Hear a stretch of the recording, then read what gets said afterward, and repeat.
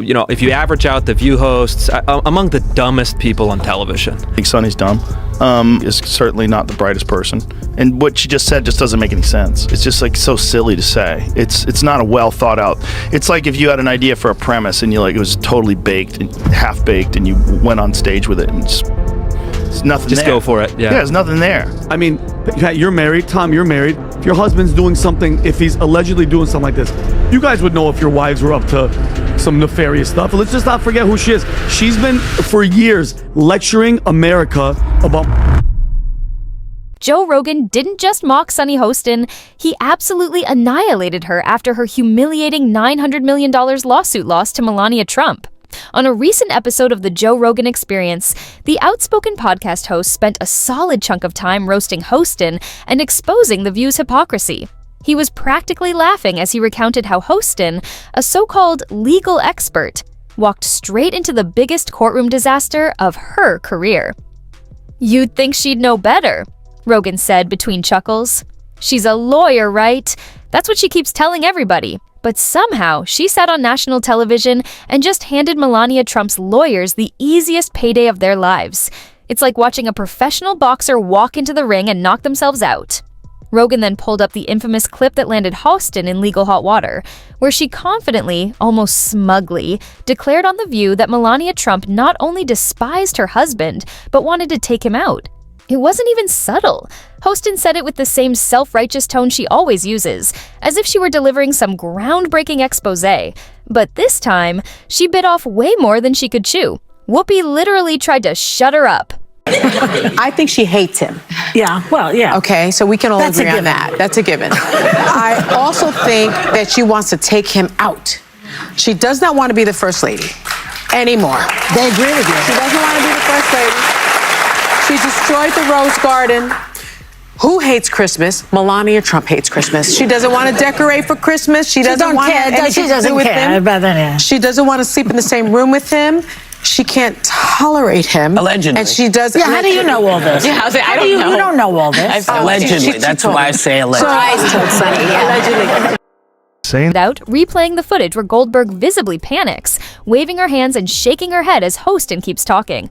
That's when you know you messed up. When Whoopi Goldberg, one of the most shamelessly loudmouthed people on TV, is telling you to stop.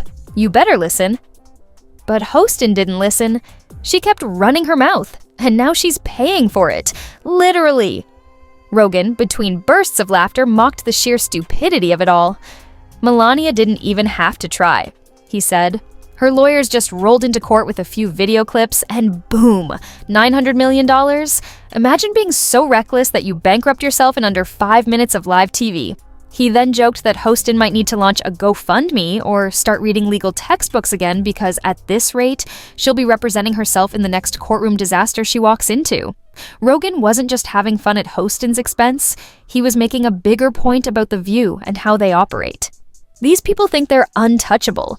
They sit up there on their little stage pretending to be the moral authority, and they slander whoever they want, he said.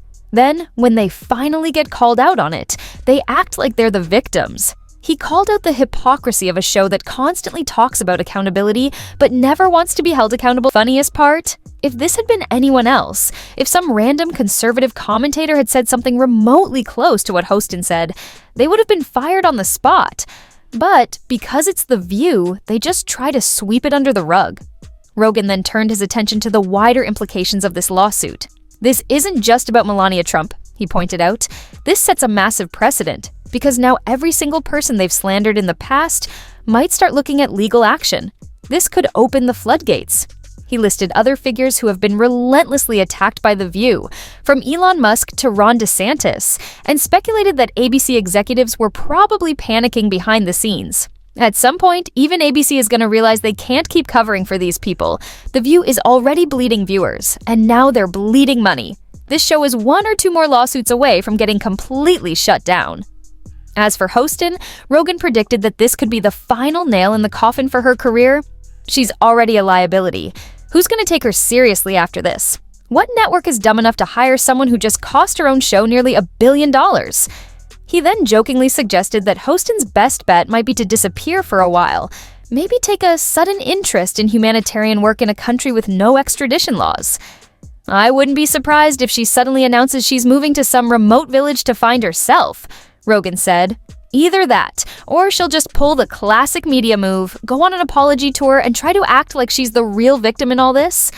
By the end of the segment, Rogan had torn apart not just Hostin, but The View as a whole, exposing their recklessness and their arrogance.